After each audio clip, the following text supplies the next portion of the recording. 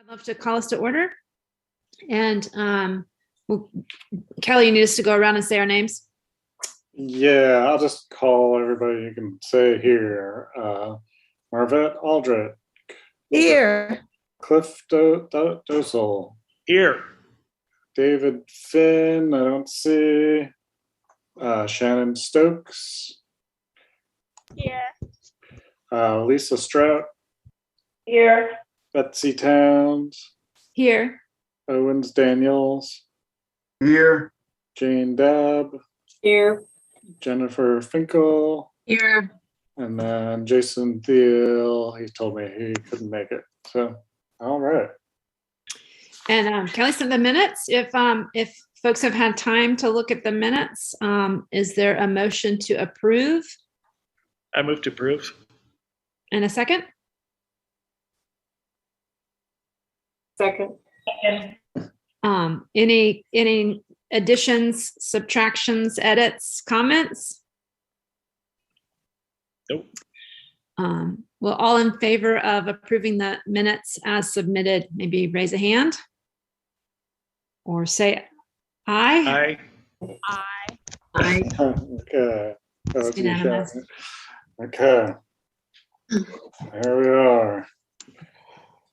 So carries us to project reports.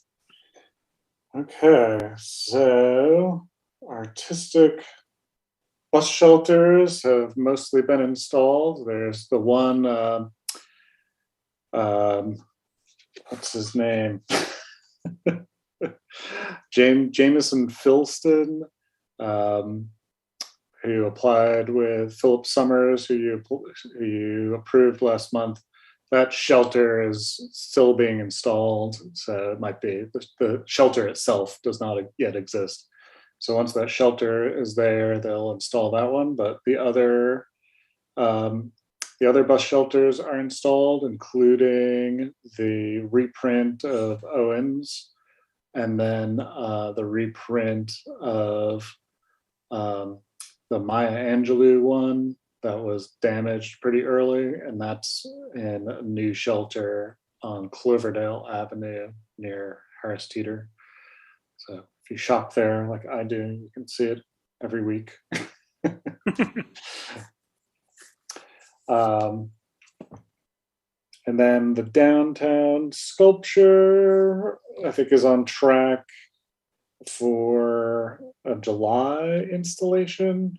I'll have to touch base with them as we're getting closer. You know, it wouldn't surprise me if it got pushed back a little bit. Just, you know, because things always get pushed back. But so that's coming up, and then we have the county project. Now, this is something that was a COVID memorial, and then we're kind of leaning not to do a COVID memorial. I spoke with the deputy county manager, and he was saying, you know, he would love to do a library project. This was what that original money, that $10,000, was originally requested for. The Public Art Commission, 2020 maybe, sent a letter saying, could you please give us $10,000 and we'll do a library project. It evolved into COVID memorial, then COVID just kind of kept going. So maybe we could do a library project, and just kind of wanted to see if there were any volunteers who wanted to take that on. It's only $10,000. It'll be, you know, probably a mural project or something small footprint. And there's something like 10 library branches. So we could drive around to the libraries that don't have art and kind of see what's there, and maybe see what the possibilities are. Yeah, I'd be into that. I have a question too. So Kelly, do you think that the combination COVID and library memorial that we talked about is not the greatest idea? Well, I mean, we could talk about that again. It just seemed like it didn't have many legs. I'm not sure. I mean, if you want to go back to that, we can. But I thought we talked about that and kind of thought that it wasn't Okay. I thought maybe the possibility of still hiring a designer was an option for that. But I'm happy letting it move into more of a library specific project rather than the COVID library specific. Okay.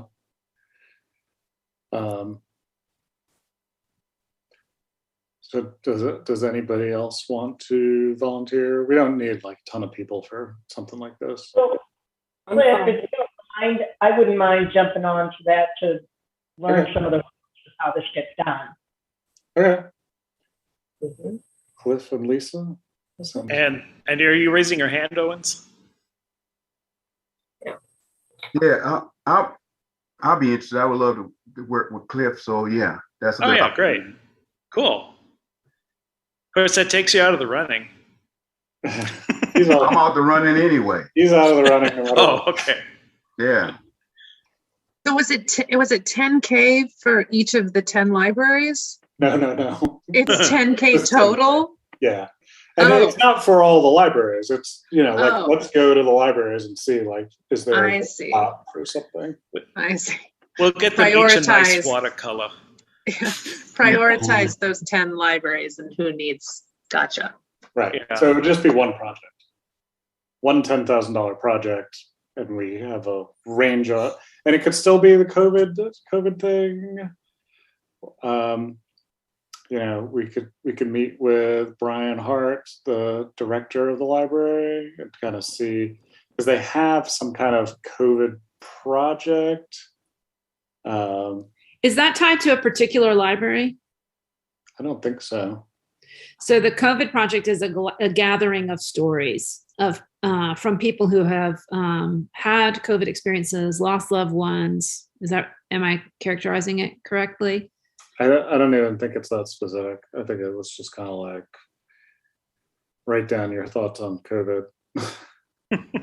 Mm-hmm. And so the very brief conversation Kelly and I had around this iteration was, is it valuable to consider putting out a call for artists to take the material that's gathered and create a design that makes it available to the public, or makes it transforms it into a work of visual art, or transforms it into a digital piece or a projection or a book, or like how to take the material that the library has gathered and give it a public art kind of capture.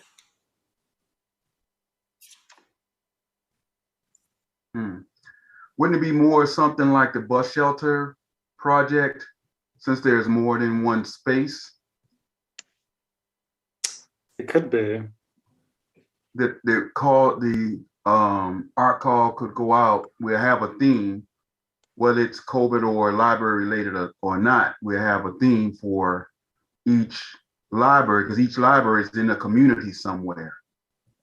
And so we could run pretty much, since we already have the infrastructure in place for the bus shelter, we could pretty much run it almost the same way, because the space is not going to be that big.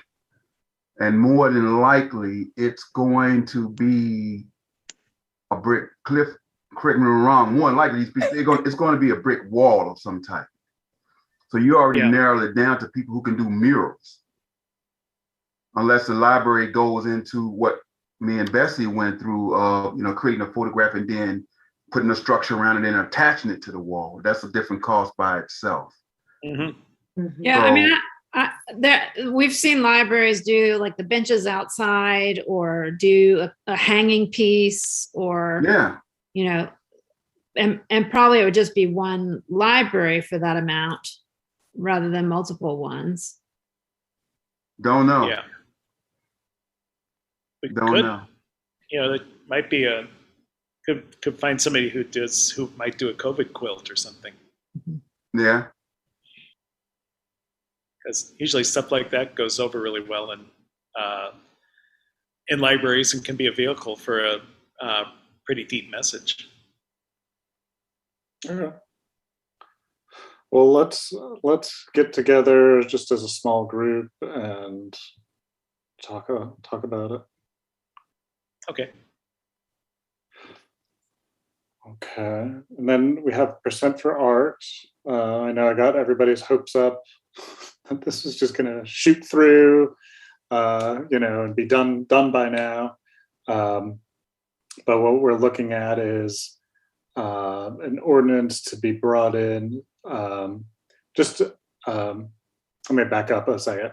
So the city doesn't have any meetings in the month of July, which means things get really bunched up in June and then they get bunched up again in August.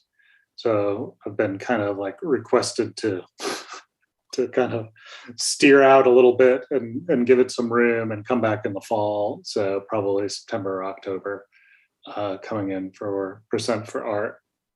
And it right now the thinking is to just for a number of reasons with the way debt, city debt is written, and that it would be tied to particular projects within general obligation bonds, which come out every so often, 4 or 5 years or so.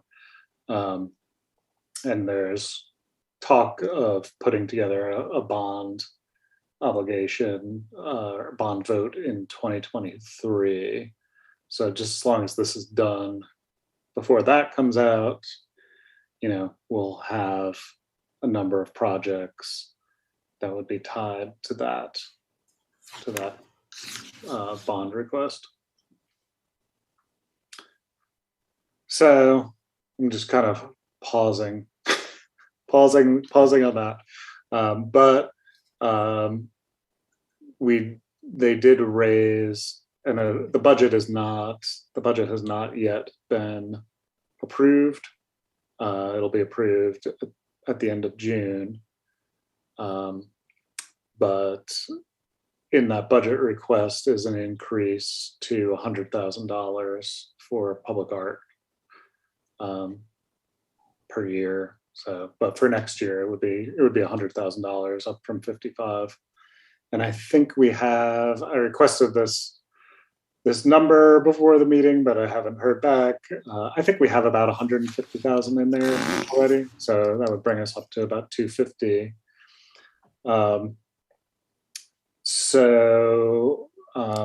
kind of wondering if you all want to have some kind of a retreat or something in the late summer, possibly, to just talk about how to proceed for the next 12 months. Like, do you want to do 1, 2, 3 projects with that money, and what do you want to prioritize, and who wants to be involved? And yeah, take a look at the public art plan to kind of see what ideas are in there and use that as a jumping off point. I think that's a great idea, Kelly. And I just have one clarifying question. When you said as long as we get this done, you mean get the approval from City Council to go ahead with Percent for Art? Is that what this is? So this is just the, how we have a budget. The Public Art Commission's just been appropriated about $55,000. Yeah. And that's not attached to any single project. Percent for Art would be attached to, we're going to build Quarry Park. So Quarry Park, say, is, whatever, $100 million. So there's $1 million of public art in Quarry Park. So that would be separate. That's something that we're going to take to City Council in the fall. Okay. The $100,000 is in the current budget. The budget vote is June 20th or something like that. So, yeah, and just to clarify my question a little bit, the piece that's postponed till the fall, is the piece of getting approval from the city council for us to move forward with the percent for art. Right. It would be an ordinance or a resolution that just states that, the general obligation bonds will reserve, 1% for art Okay. within them. That sounds great. And I saw nods, a lot of nods. I think it's a great idea to have a retreat to, now that we do have a chunk of money accumulated again, to think about how a public art commission initiated project would best suit the plan. And that could be, one or more projects, and I'll have a better idea of exactly how much money we have available. All right, cool. Well, I'll try to figure out a time when everybody's available and we could go and meet somewhere else. Maybe we could meet at Sika or Renolda House or School of the Arts. Yeah, we could certainly do something over here. We got some space. Okay. We'll pull the couches out. You have nice art behind you, I see. Yeah. Okay.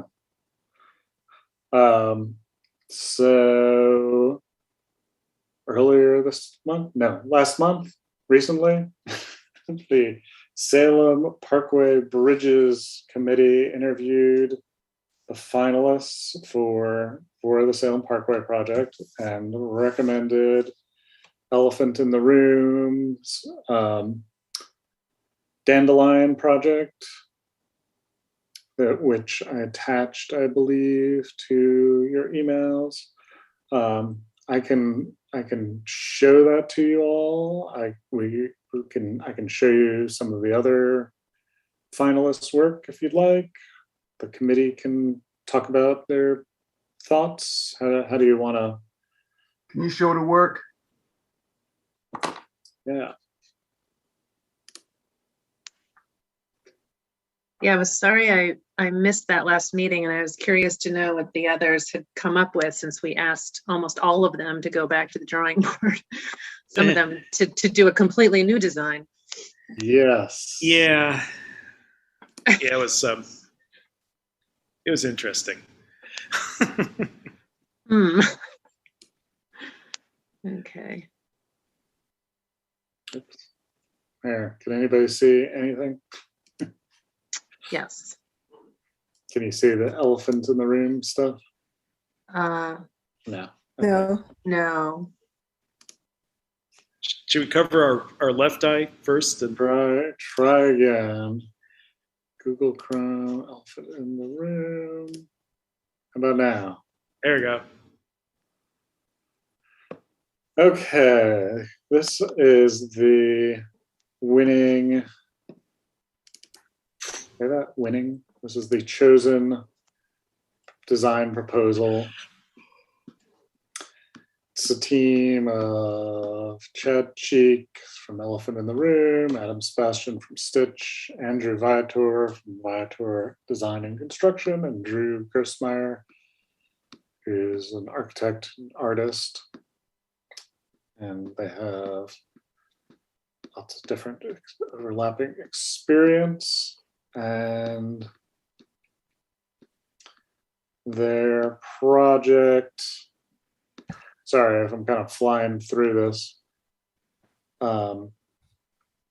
Their concept is called Invasive Hope, and it's an idea of having this dandelion. That's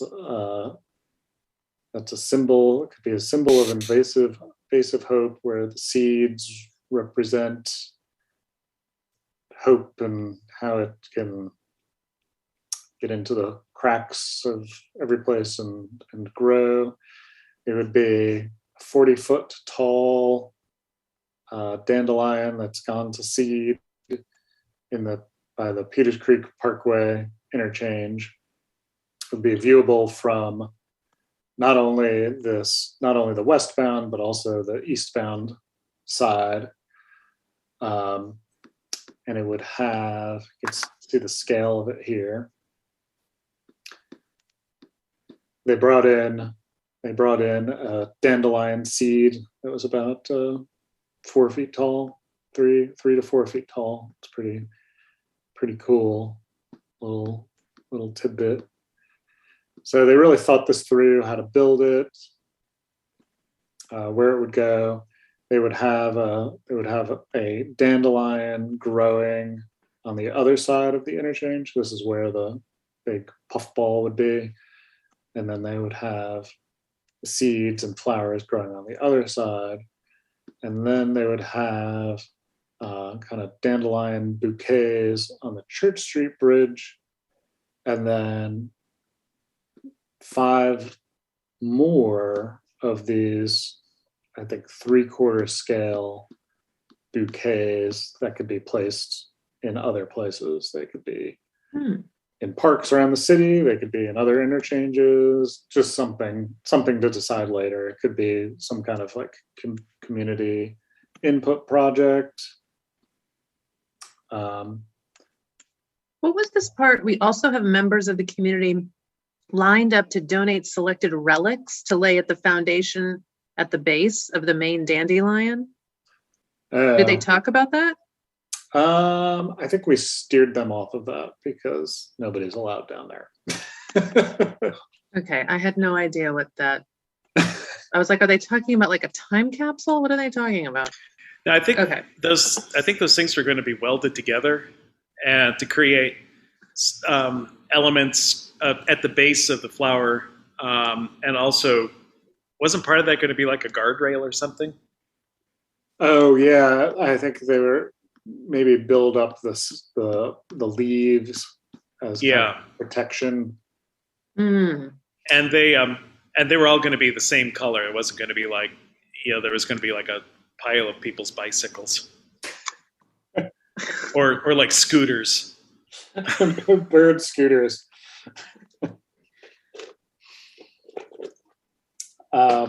So this was by far the preferred proposal.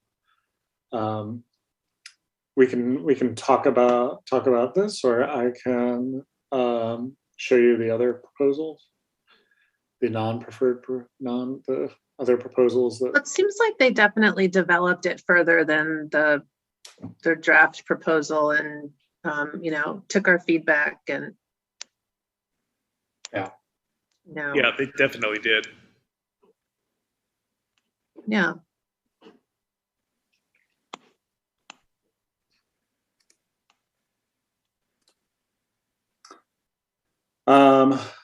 So they applied for both Peters Creek and Church Street. Humanity Memorial also did. Their proposal was these lilies, these very tall lilies, bouquet of inclusion. They had an engineer with the Thornton Tomasetti group, who talked about the project and how how it'd be very, very solid. They had different iterations. This one with the birds, the prior one with the people, kind of showing how it would look from the multi-use path.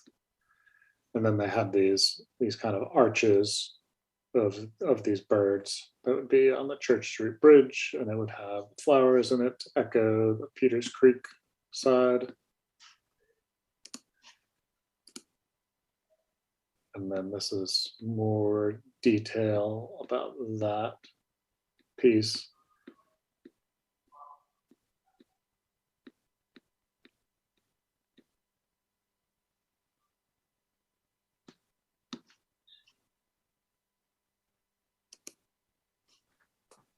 Then we had Manifold Creative Concepts, who actually only applied for the Peters Creek side,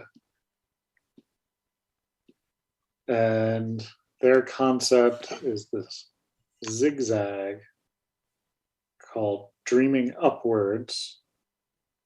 And if you look at it from left to right, it looks like it's going down. So that was looks like a market crash. And it also weirdly, they couldn't give us the size of it. When they were asked how tall it was, they said, well, it just depends on how much materials cost. So they never had like a minimum height on this or anything. And then they had another component that would be in the multi-use path, but it was undefined what that would be. It would take community engagement, but it didn't really have much of a starting point or a size or anything else. So there were a lot of questions on this one. And it was a very professional presentation, but you know, it had things like, you look close, you can see a W and an S. So, yeah. And then Reed Madden was just Church Street, and they had kind of a garland of magnolia flowers.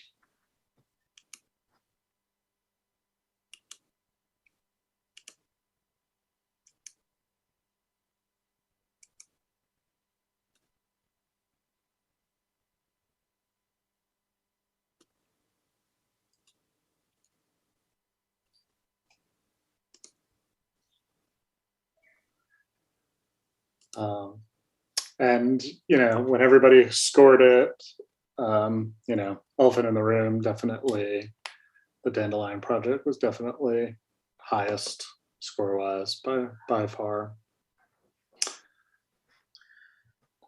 To re-show you any of the proposals. We had who were our committee members who were there? I got to fill in. Cliff and Betsy and Jane. Yep. Then we had Greg Arrett from Creative Corridors. Creative Corridors.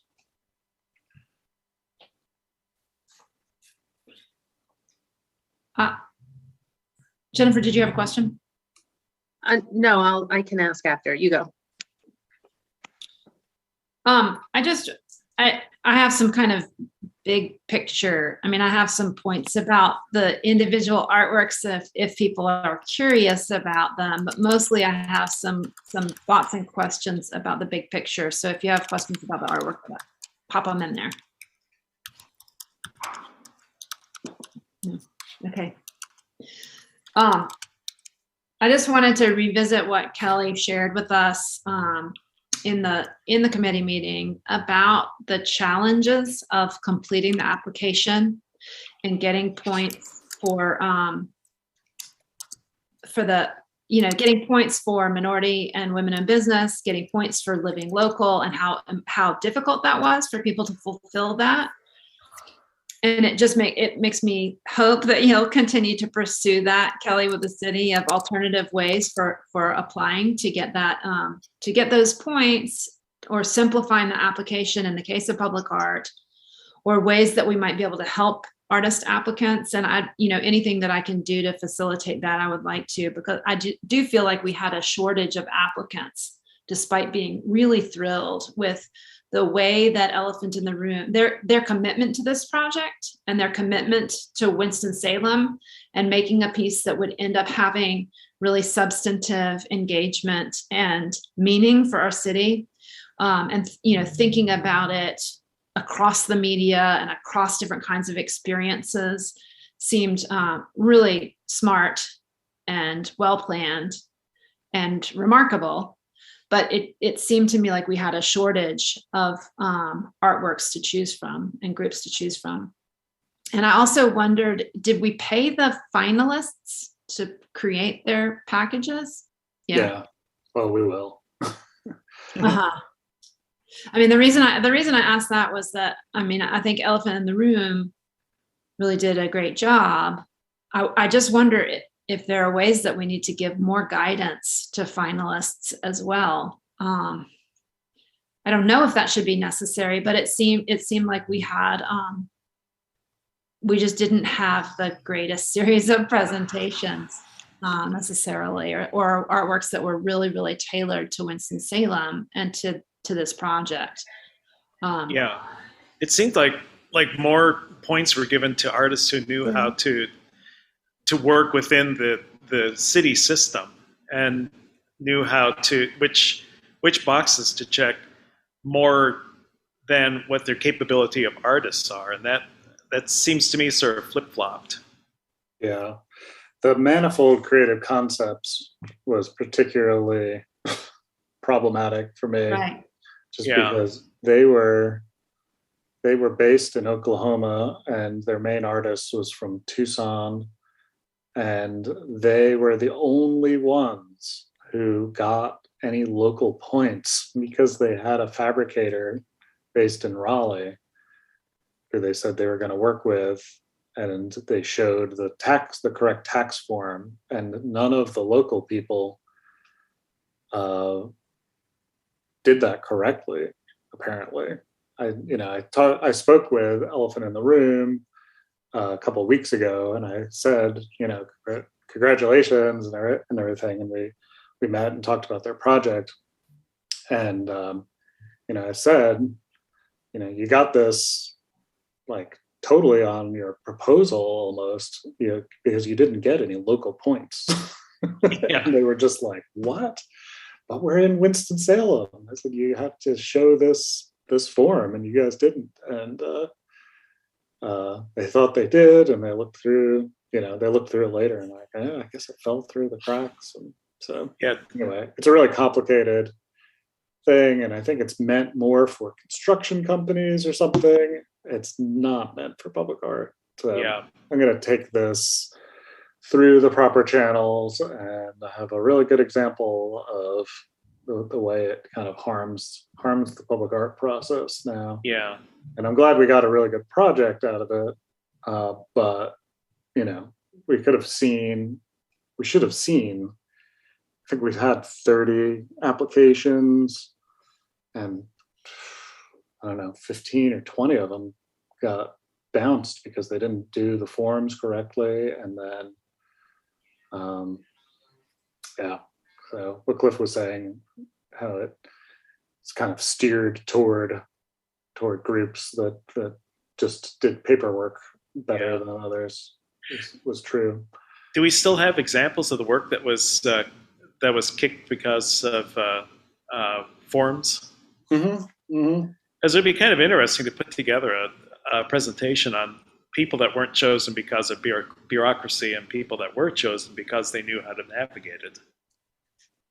Yeah, this is how many were kicked out. Yeah. And this is how many were in. Yeah. So more were kicked out than made it in. Well, and I also wonder how many artists looked at the application process and said, whoa, this is so complicated. I don't want to even try to get through the process. And that seems like that hurts us so much. I know that even on the Merschel Park project, did they have to go through the same? So on Merschel Park, we still had kind of a shortage of applicants.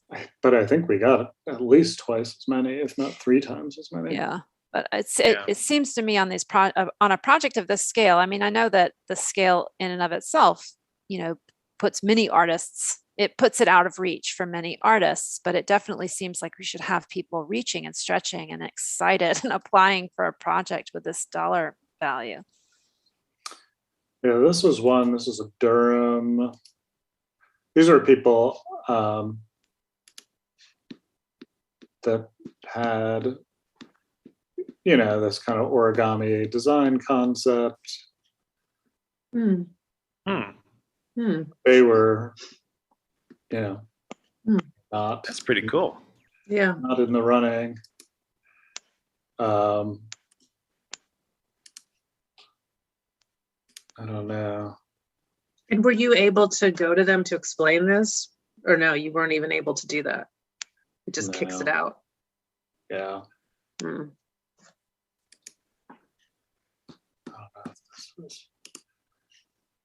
That Wilson Redmond was the most interesting one that I remember off the top of my head. I don't know what this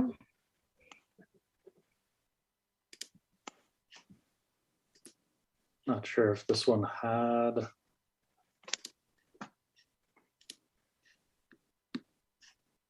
I can't see a proposal in this one.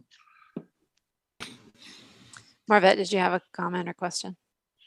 No, I was just looking at the different examples and I wondered how detailed is their application process? Is there any way can you revisit that, or is it possible to have someone to look at the applications and request that they add more to it, or is that too much trouble if they didn't complete it correctly for someone to look it over and say, hey, you don't have this form? Is that too much? I think I'm not sure what the right word is. Like, it's just the purchasing people don't do that. They're the ones who review it and then they send it on to me, and I think they would kind of deem it unfair to the applicants who did do it correctly. Mm-hmm. Like we had kind of a high profile for us application. We had our health insurance was changed because of this, because the provider of our health insurance did the paperwork wrong. Oh my God. Oh my goodness. And they lost their local points because they didn't put down their local office or something on the application. They put down like their state office. So then another whole other company who we've never dealt with is now our insurance provider. And everybody who works for the city had to have their insurance changed because of this. I think that this just kind of proves that's not the most equitable way to get contractors, especially for artists. Yeah. Because you know a lot of good artists could barely afford art school, let alone classes on how to navigate the civil purchasing structure. Yeah.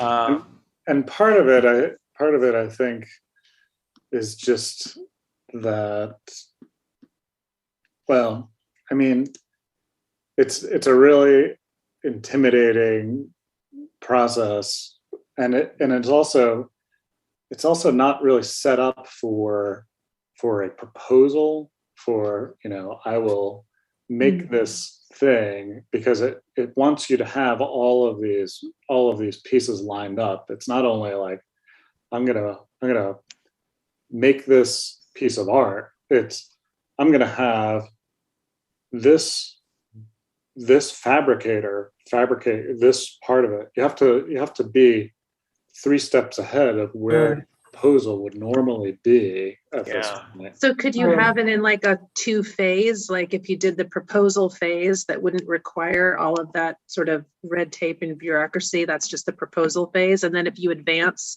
to doing like the more detailed level proposal, then here are all the requirements. Yeah, that might be the answer.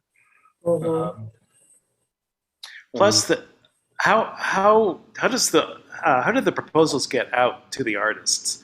Is there any way that the artists could be targeted, or like types of artists, or more of a curated process? Yeah, we can post it in public art forums and send it through email. I can't remember how many people we sent it to, but it was a couple hundred people at least who have applied for sculpture projects with us in the past, all got the RFP. Yeah. So anybody who applied to Park, anybody who applied to the Central Library, they all got the RFP. Okay. There are lists that you can send it to that send out RFPs to thousands of artists. Right. Mm-hmm. Well, how do other cities do it? How do other cities create these applications? Because it can't be so confusing that these artists keep missing jobs everywhere. No, it's a really unique to us right now. Mm-hmm. Sad to say. So, you know, as Shannon says, they have an artist directory through the Arts Council, and you know, we can send it out to people, but it's really when you get up above a certain threshold budget within the city, it adds this other layer through the purchasing department. The last purchasing director, I think I had convinced that we were not all a good fit for his department, and then he retired. So I have to work on the new purchasing director. Something. And I So, think we have sent out. I think we did use the Arts Council directory at one point for another project, if I'm not mistaken, and we put it out through Calls for Artists, the cafe listserv, right? We don't use cafe. Oh, because it's expensive, right?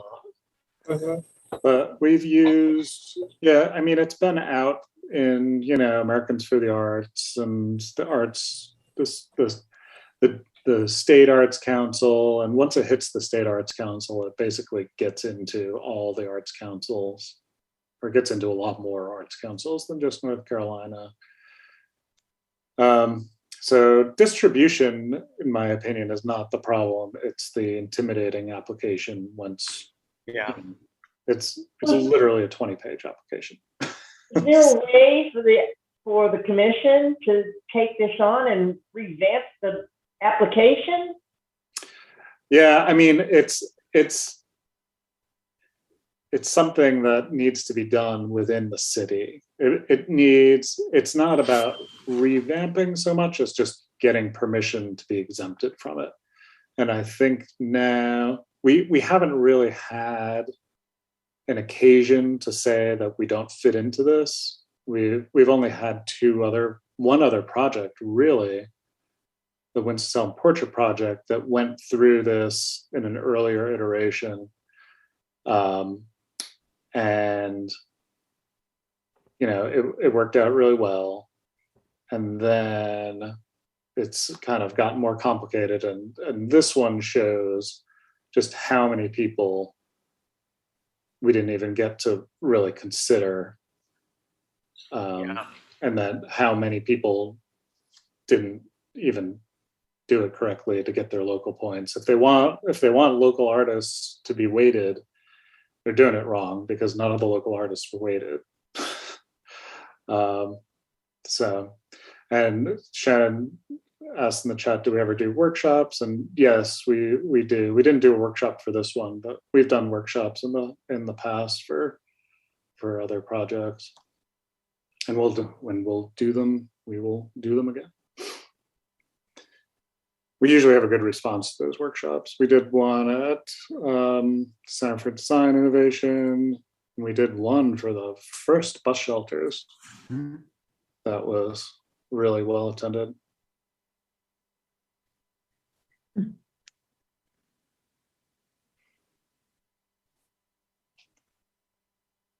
So I it have is a question something that I will be talking about with our assistant city manager after this goes through city council.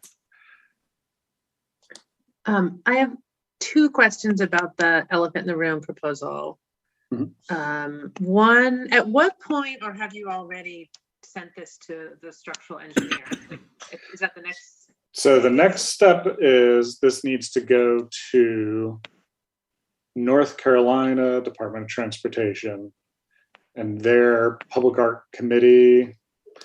And they're basically going to look at it and just make sure, you know, I think they're going to make sure that it doesn't make a distraction. It's not too shiny. It doesn't have flashing lights. It doesn't. Mhm. It's far enough away from the travel lanes that you have certain amount of clearance for car accidents. So they'll look at it from that standpoint, and then the city has an engineering firm on retainer for this project, and they are going to check on all the engineering for the project and the base and everything, make sure the base is deep enough and all of those factors, since we'll be owning this. We don't want it tipping over. Very important. That would be embarrassing. Terrible. Say the least. And then two, you mentioned that they had suggested doing these smaller bouquets of dandelions that are placed in various parts of the city. Is that an add-on to the budget? No, that's included. Oh, that's included. That's good. And that's something this group can decide, or it could be something, that you could decide to do some public input on. So it's just a bridge to cross in a little while. Great.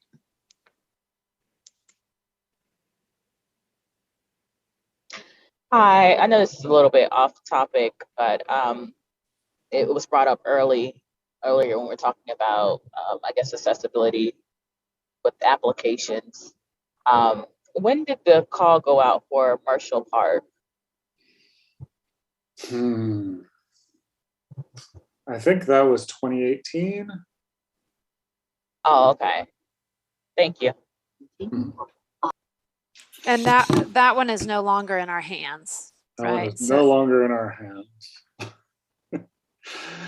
That is, yep. But that's being built now, I think. Yeah, they're moving dirt.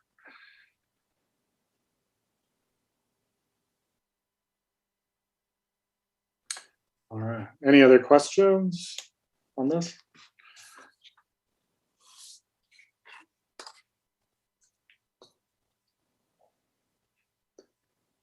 We need to have a vote today. This is going to the city council committees. It's going to finance and public works next week, and then city council the week after, so that we can get in before the July pause.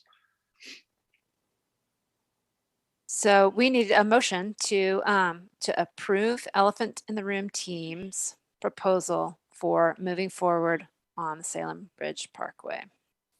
I'll move. I'll second. Third. And we've had some discussion. Is there any further discussion about it? Okay, all in favor for approval of Elephant in the Room's proposal? Aye. Aye. Aye. Unanimously. Thank you all. And that takes us to public comment period.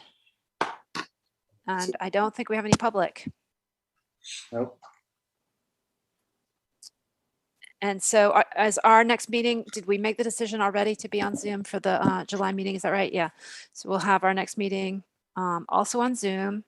And Kelly's going to work on dates for a workshop for us for some planning for next year.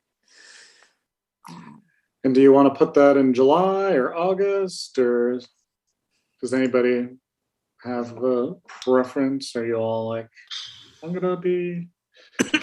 Everybody's August. been on their European vacations already. So. Yeah. Well, I've got an installation in July, and August is going to be better for me. I vote August. Mhm. August better for me. Me too. August is good. Yeah. Before classes start. kind of. Yeah. Before classes start, yes. Okay. So early August, before I have to drive Kate back to Swanee. And the last time that we, it was a very different set of folks, but the last time we did this, if I'm not mistaken, Kelly, we found that kind of a late afternoon into evening time, so that people left work early but didn't stay late into their evenings worked out well. I mean, is it helpful to you, Kelly? You want to just do it via doodle poll, or is it helpful to know a little bit of people's parameters? I thought we did it in the afternoon. I thought we did it on an afternoon day. And then we ended We got lunch and everything delivered. We did it at CDI. Remember, we brought in the people from Chapel Hill. oh yeah, I was meaning when the Public Art Commission, we had our retreat and we ended up at Harry's Place downtown. Oh, that's And right. we That did was actually the tour Okay. for the public art plant. I mean, do you want to just doodle? Yeah, I'll send out a Okay. doodle poll. Okay. All right. And then I'll nag everybody to complete it. Okay. Not the first week of August, Shannon writes. Not the Black first Theater week. Festival. Oh yeah. Okay. Oh yeah, Oh, yeah. that's back. Second week of. Yeah. We're And- narrowing it down. Right. And is there any other business or? No. All right. So meeting adjourned. All right. Happy June. Thanks, everyone. Thanks, everyone. Yeah. Bye. Bye.